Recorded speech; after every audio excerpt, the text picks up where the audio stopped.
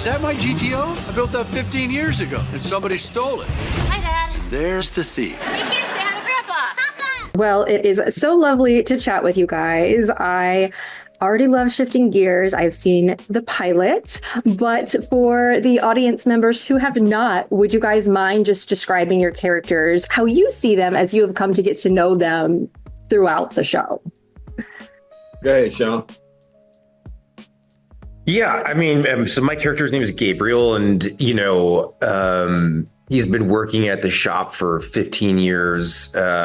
He's been a family friend, ever since he was a kid. And I think, he's a guy who just loves cars, and he loves Tim Allen's characters. He's kind of like a father figure to him and really looks up to him. And, but we're still kind of like figuring out his quirks. He's a guy who's definitely quirky and a bit idiosyncratic. And I mean, he's just a good guy, but definitely kind of a weirdo. Don't you think, Joe? He's a little bit of a weirdo. Oh, yeah, in a good way, though. In a good way. Yeah. Characters. I wouldn't say weird, just sheltered. You say what? He's sheltered. He was sheltered. Yeah, but he's a little weird. You're weird too. Your character is really weird. Yeah. You know what I mean? Yeah. Yes. What can you tell us about your weird character as well?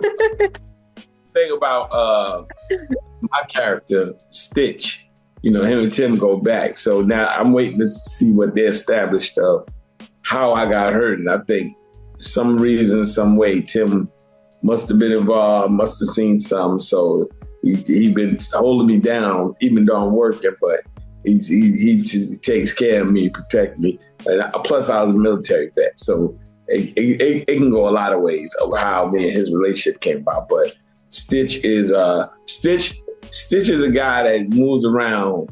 He really the mascot. He think he owns the shop, but he don't own the shop. He think he runs the shop. He don't run the shop. Gabriel run the shop, but he's like the mascot. He old school, so Gabriel give him leeway, but at the same time he'll need him too. So, but my character just you ever see a cat just walk around in the garage? That cat that just walk around, do what I want, how I want. Well, now, do you each remember either the first line you read or scene you filmed that really made you connect with your character and say, like, okay, I'm locked in, I understand this person? Well, for me, it's like they know the energy, the swag, the flavor I'm gonna bring, and the thing about it is, just give me a parameter.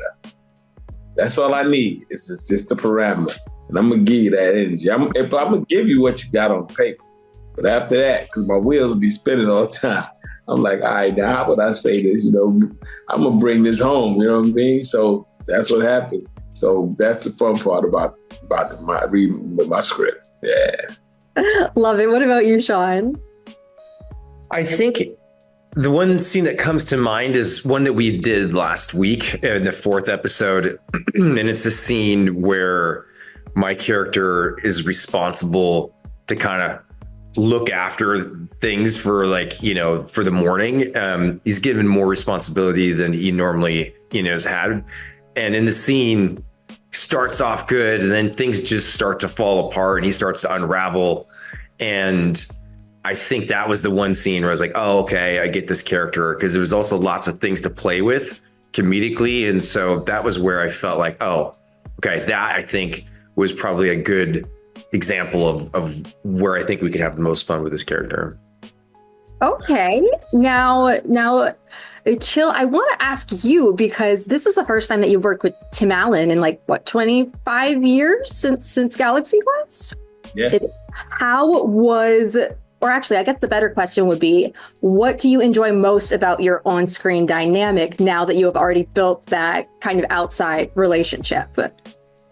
The funny thing was when we did the table read day one, and he came in and we just started cutting up, and Kat said, I think they know each other.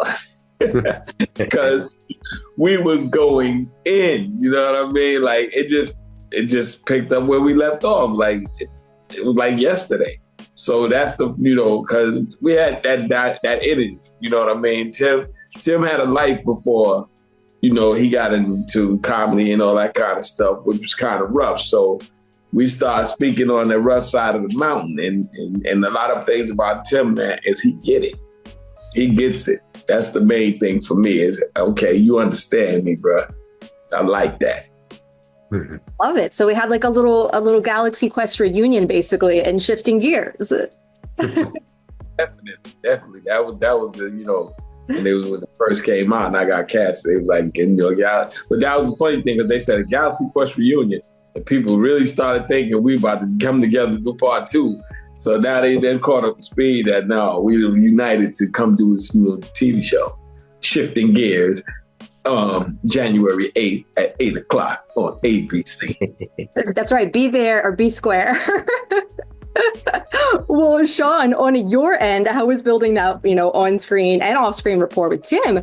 Because like you were saying earlier, your character really adores Matt. He really kind of goes to bat for him with Riley.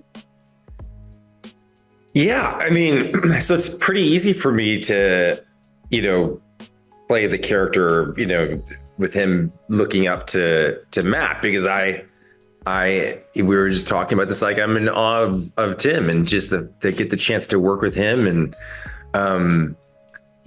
so yeah, it's been pretty surreal. I mean, he's a legend, so hasn't really changed, from the 5th episode to the very first episode where I'm still kind of watching him and we have these experiences throughout the week as we're rehearsing. And,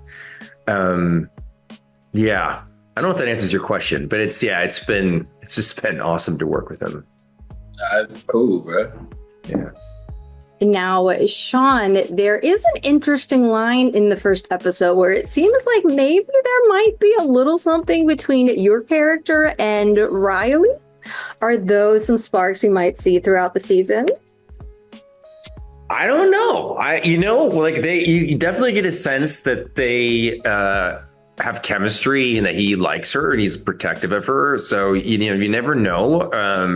I think it's possible that, maybe something could happen between the two of them, but they also have like a nice friendship as well. So I really have no idea what they have planned, to be honest.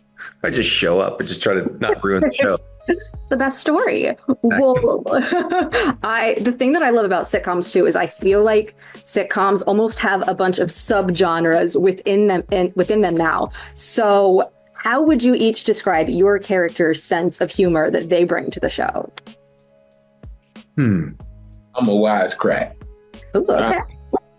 I'm the type, whatever comes to his head is coming out of his mouth. And that sometimes every time you think something don't mean you need to say it. But that's Stitch. Whatever comes to his head is coming out of the mouth. It's true. That's so true.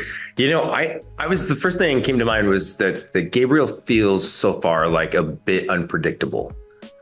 You don't really know what he's going to say. Sometimes you do based on the situation, but there's other things so far when we've been playing around, it's like, oh yeah, he's also, you don't quite know. You haven't, which I like. I would like to kind of lean into that because those characters are fun. Well, lastly, I don't know how many episodes you guys have filmed yet, but is there one in particular where you're like, this is where my character shines. I cannot wait for everybody to see this one. Episode 4 for me. It was episode 4. So 4. Yeah, we had a lot of fun stuff to do. That I think we even talked about it all week. We're just like, that's the dynamic. We cut up in that one, bro. Yeah. No, we've been still like talking about it. It's just we had like 3 big scenes together, and it was just fun. I think that, in my opinion, if I was like thinking about future episodes and like the dynamic between the two of us, I would look at that episode as like a great example of what we should keep doing. Definitely. Yeah. All right, I'm excited then. Episode 4, we're going to mark our calendars, but it looks like that is about my time for today. But you guys are so great. Thanks for chatting with me. Thank you so much. Have a great day. It was so fun. You look back at me and gave me a double bird. I was 18. The double bird was how I ended all our conversations.